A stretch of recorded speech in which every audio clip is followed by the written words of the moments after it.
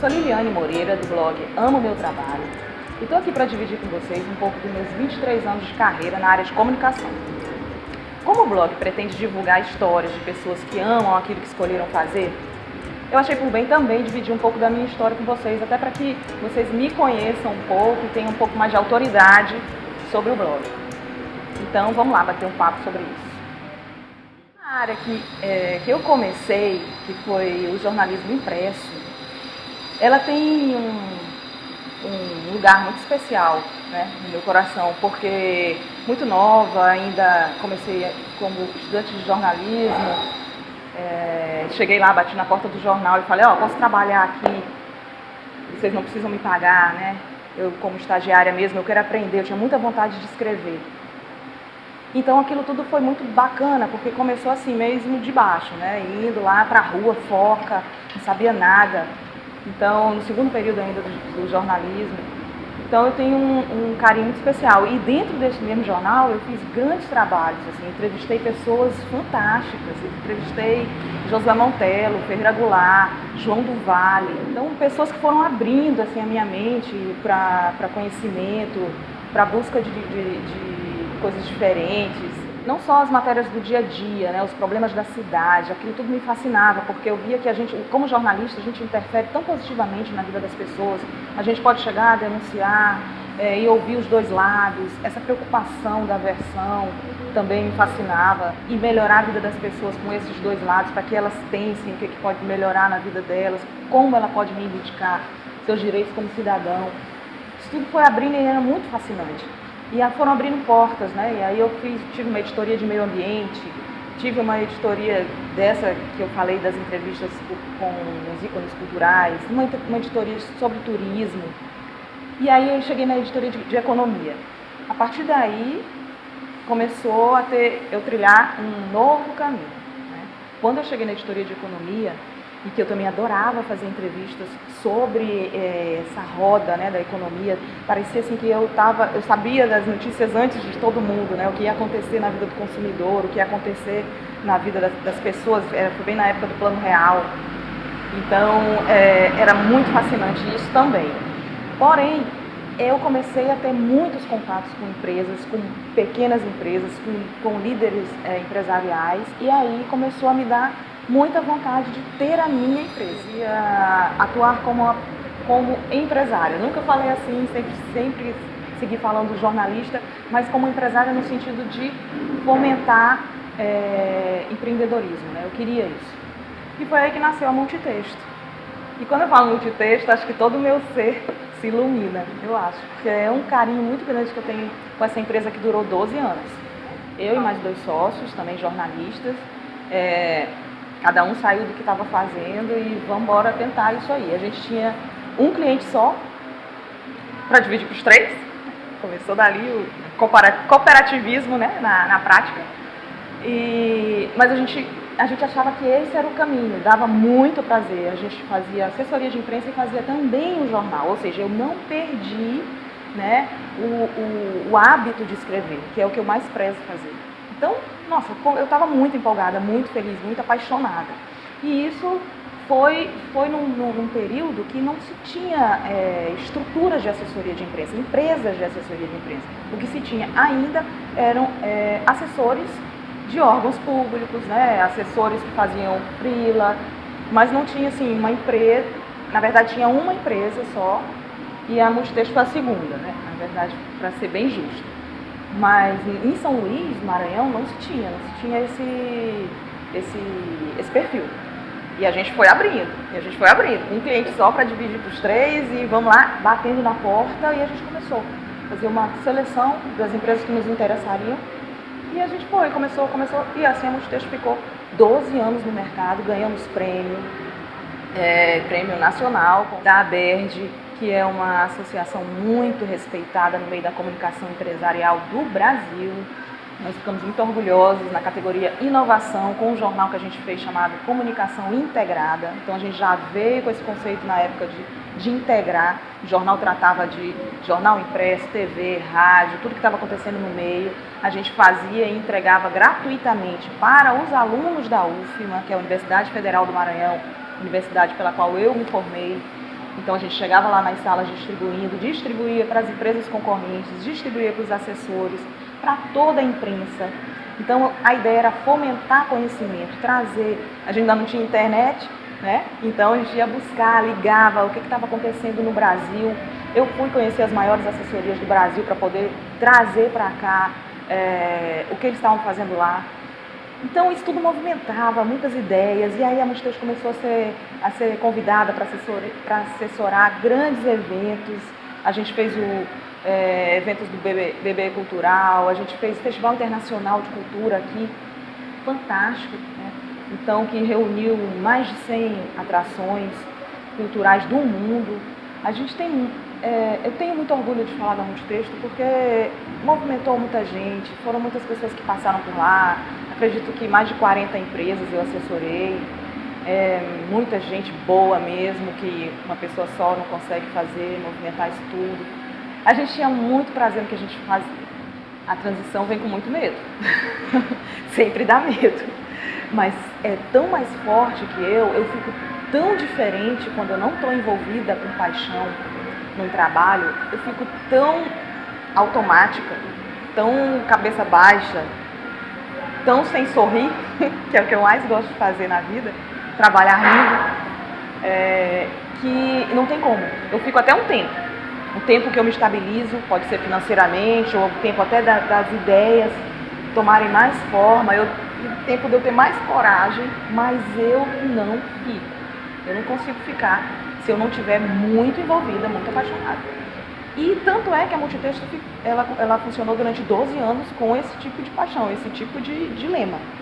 Porém, quando eu vi que não me trazia mais desafio, que eu já tinha esgotado, quando eu vi, não, chegou, fechou o ciclo, eu chamei as pessoas que trabalhavam comigo, cada um escolheu, né, os clientes que gostariam de trabalhar, a gente dividiu os clientes, e eu segui com apenas 2, porque era o projeto que eu acreditava.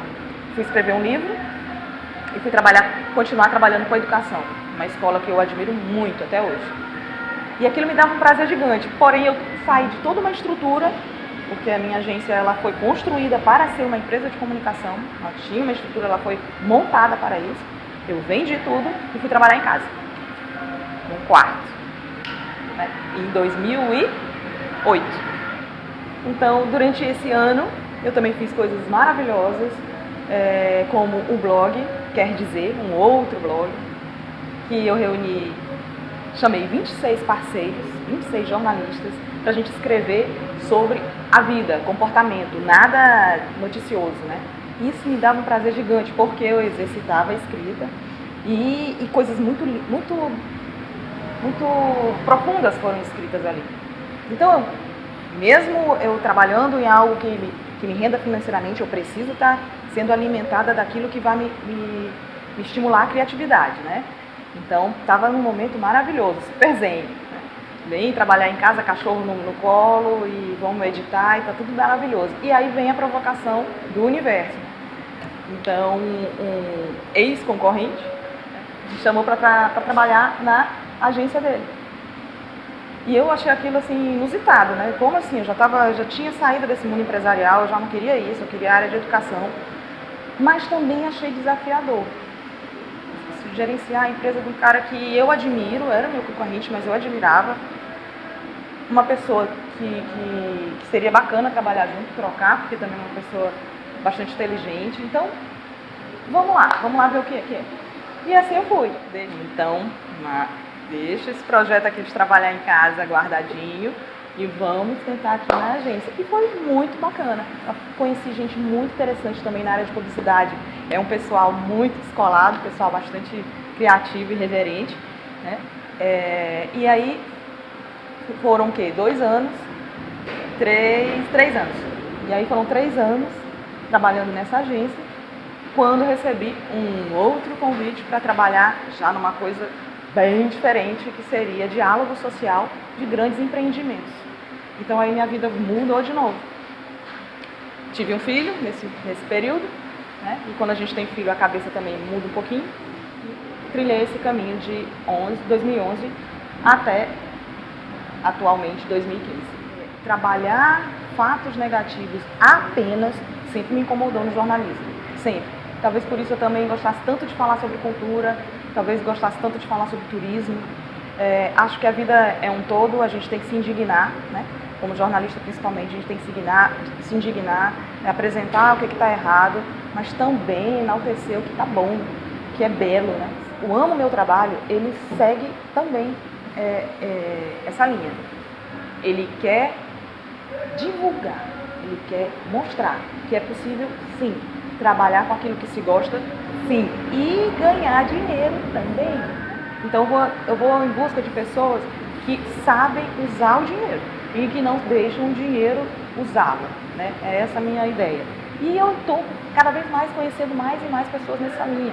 Pessoas muito bem-sucedidas que não abrem mão de sentir o arrepio, não abrem mão de ficar empolgado, não abrem mão até de trabalhar no fim de semana sem reclamar. Eu acho fantástico. Então, e aí veio a ideia do Amo Meu Trabalho. Ele vai ter um lado, a janela pelo bem comum, que eu vou em busca de pessoas que trabalham pelo social, pelo meio ambiente, pela cidade, pessoas que às vezes nem percebem tanto que estão interferindo tão positivamente, mas que são pessoas que fazem muita diferença. Tem uma outra janelinha chamada Virada na Carreira, né? Pessoas que mudaram completamente suas vidas, como eu tenho um grande amigo que deixou de trabalhar com engenharia para ser mestre de cozinha, trabalhar com gastronomia na Espanha, que ele nunca tinha trabalhado com isso, ele vendeu tudo, saiu, foi sozinho para a Espanha. E então pessoas fascinantes que eu também gosto muito de conhecer. E tem um espaço para se falar de cursos, de congressos, porque eu acredito que a gente precisa de um apoio também. Quando a gente tem muita vontade, mas não sabe como fazer, isso pode dar uma angústia. E tem pessoas que estão prontas para nos ajudar, né? Eu tive um acompanhamento com uma coach fantástica, Raquel Arturo, né? Então eu acho que isso pode ajudar bastante. É o momento certo de eu mudar, é o momento certo de eu investir. Como é que eu faço plano de ação, né? A gente tem que ter planejamento, né? Tem que ter uma reserva financeira. O meu lado mãe me deu muita força para poder ter uma visão completamente diferente da que eu tinha até então. Acho que esse foi o maior desafio, tipo, parou, sossegou, vamos aqui focar numa coisa só, num trabalho só, é isso, tá, trabalhou, veio para casa, cuidou do filho de noite, tá, outro dia trabalhou, voltou para casa, cuidou do filho, pá. 5 anos assim. Mas algo começou a me incomodar quando eu não estava mais vendo o meu sorriso. Eu não estava vendo mesmo, porque nem sequer no espelho eu olhava. É sério isso, bastante sério. Então era como se eu apaguei aquilo ali, né? Guardei aquela Liliane, não preciso dela mais. Agora alguém precisa de mim. Então, e assim eu segui. E quando começou a inquietar, e eu vi que meu filho não tem esse peso que eu estava dando para ele. Ele é um anjo leve, feliz, só queria estar com a mãe dele rindo. E comecei a perceber que ele estava sentindo essa ausência demais. E aquilo que eu estava achando que eu estava preenchendo nele, eu não estava preenchendo.